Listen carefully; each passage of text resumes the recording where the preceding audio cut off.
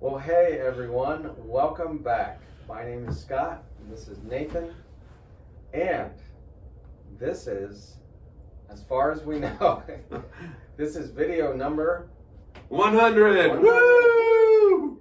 Can't believe it. I remember, Nathan, when you called me, I think it was a year and a half ago during COVID, and you said, hey, I got this idea.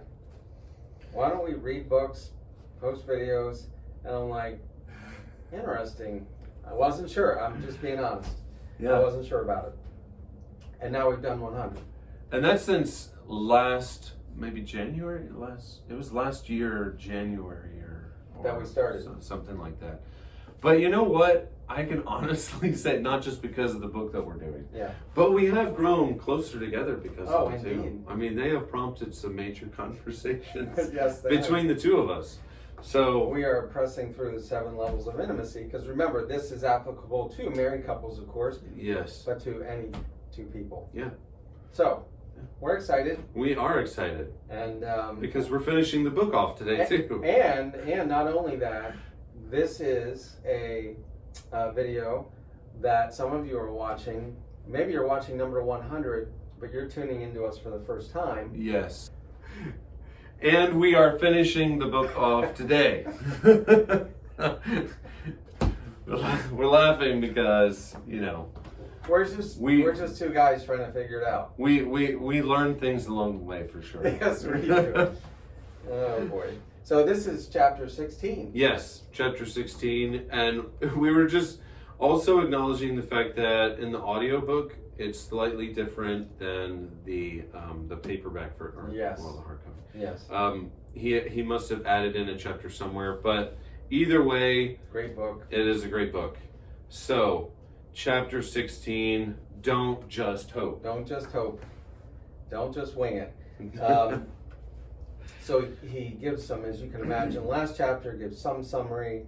He says, intimacy is the most enchanting of adventures, exhilarating and yet frightening. He said something here that's a couple things in this final chapter is very striking to me. He says the highest expression of self-love is to express the best version of yourself. And I don't think I normally think of conversations in this way.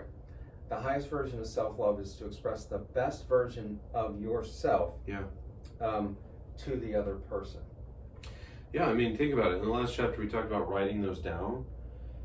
If you're writing down the best version of yourself, like, it's not like someone else wrote it for me, which means the highest form of self-love, too, like healthy self, is how close can I continue to move in those 10 qualities I've written down for myself.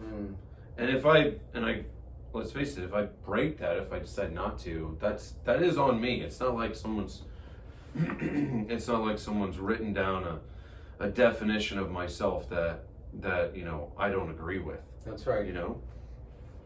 So it is an amazing form of asking yourself, am I loving myself by living inside those qualities and showing those qualities to the other person? Because he does say the greatest power we possess is our ability to make people feel loved. And all of this, looking back at the book, goes back to the question, what is the best version of myself?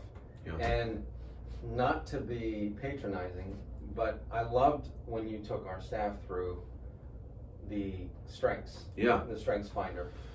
And I remember being introduced to this 15 to 20 years ago by Marcus Buckingham's book, Go Put Your Strengths to Work. Yeah. And I really think part of becoming the best version of yourself is defining what your strengths are. Now, in Bible language, we might say your spiritual gifts, your strengths, your personality. Some personal work that I've been doing recently, I've been challenged.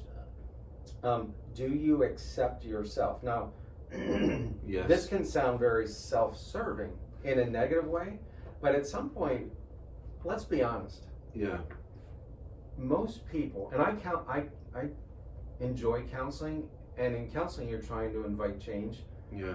On one hand. On the other hand, we have to realize most of us don't fundamentally Now we may Yeah. choose from being an unbeliever to being a believer, Yeah. but most of us don't fundamentally change over time. Actually, I think we tend to become more of who we are. Yeah. We may grow in skills, but we accept who God has made us to be. And I don't think that people fundamentally have that. I think there's always a sense of, I wish I could be like that person. Mm-hmm. I wish I could have the quality that person has. Yeah. I feel like the majority of people walk around thinking I am less of a person than other people I see. I actually think addiction a lot has to do with kind of a self-loathing Yeah. or a self-hatred or Yeah. just a shame. Shame, of course, literally usually means I am not good enough or I am not enough. So to say, can I move towards the best version of myself? Some people might say, well, is that self-serving? I don't think so.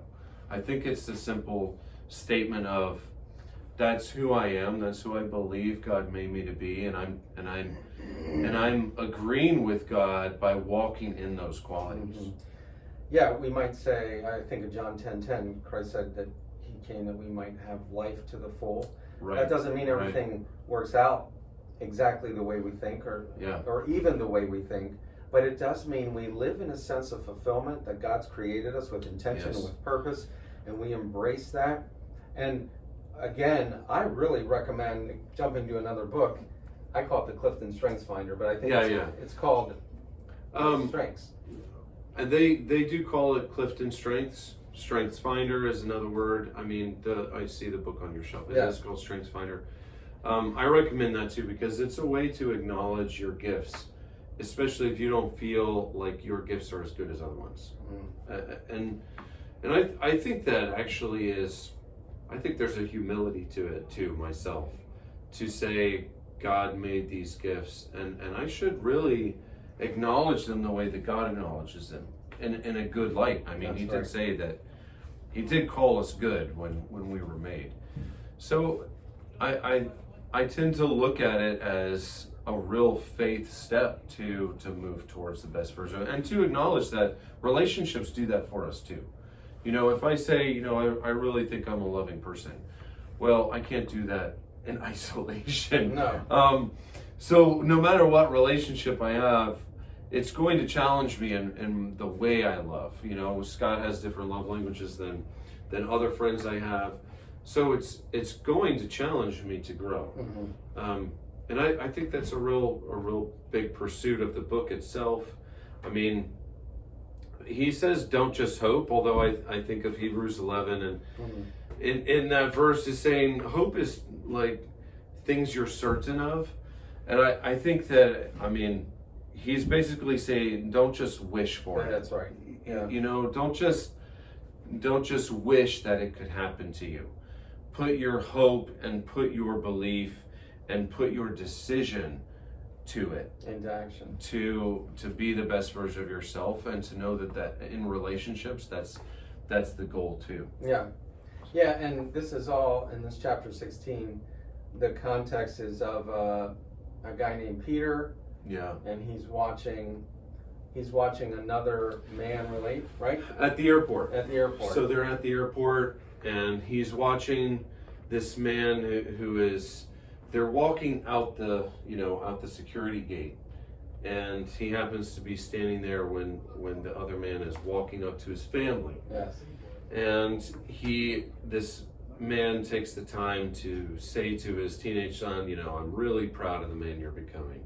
And he talks to his daughter, and he says, oh, it's great to see, I love seeing your smiley face. And he says, I've saved the best for last. And he kisses his wife, and he says, man, I love you so much. And Peter goes on to say, how long have you been married, right? And I don't know how many years he said. It was like 13, 14 It was 13 or 14 years. But he says, oh, well, how long were you away? Yes. Right? Because they appeared to be away for months from each other, separated. Right, because of the way that the man was treating his family, right? And he says 2 whole days, And he says, wow, I wish my marriage, or I hope my relationship will be like that. That's right. You know, and the man looks up and he says, don't just hope, decide. you know, and it's an amazing thing to me to see. I look at the way Jesus responded to people, and I'll be honest, it looks exaggerated sometimes, doesn't it? When he's treating people, it has this very extravagant, I would say, right? Which extravagant is kind of like exaggerated. Yeah. But you know what? It's only been in the last few years I've realized that is what people respond to. You know, if I just say, oh, I love you, I'm walking out the door. But when my son runs to me when I get home and he's thrilled, right? As a 3-year-old can be. Right. What? Dad's home. You know, man, I feel it. Right? Definitely. And that is what people need. They need an extravagant response of love that feels exaggerated on our part, but is in fact very demonstrative, I would say. Absolutely. You know, when you do just say, and it can feel awkward if you're not used to it, man, I really, really appreciate the time that we had together over coffee or you know, drinks today, and people respond to that too. Absolutely. And that's the goal of training ourselves, I think, is it becomes a decision about how intentional and how much of ourself we're going to put into it. Yeah. And I think it goes to Brene Brown, and like, how daring are you going to be? Because it's kind of putting yourself out there and saying, oh, it's not going to be safe when I talk about whatever. One of those steps. Yeah. But on the other side is an amazing connection that you're thinking, you know, this is a great relationship for life. Yeah. You know, I appreciate this. Yeah. And as it relates to recovery, we know for many, it's a big step. It's more than hoping, that's for sure, to walk through the doors when you know the meeting has the name recovery in it. It's a big step, and that's more than hoping. Yeah. You may walk in with hope to change, but you're also making the first step to change. I think of you were just talking about encouraging people, and I think of even small things that celebrate recovery when people introduce who they are, and the whole room says, hey, Nathan. I mean, small things like that, to having an opportunity to share your story, both your strengths and your weaknesses, and having people accept you where you are, but also, you know, they're cheering you on. Yeah. We all need that. That takes it beyond hope. That encouragement from others takes it beyond hope, and it becomes a decision that can become your future preferred reality. Someone once said, you know, if our greatest hurts come from relationships, it stands to reason that healing must come from relationships too. Excellent. That wasn't, you know, that's maybe not exact, but it does make sense. So absolutely. So come out to celebrate recovery. Listen to our videos, because you know we want you to be the best version of yourself. That's right. So we have just finished the 7 levels of intimacy. Yes. We encourage you to pick up the book. Yeah. We're going to keep moving ahead. We're going to keep moving ahead. We already have our next book picked out, and it's going to be another great one to help you look forward. Yeah, keep moving forward. Yeah. So thanks for joining us for some of you for the past 100 videos, and we look forward to 101. All right. God bless.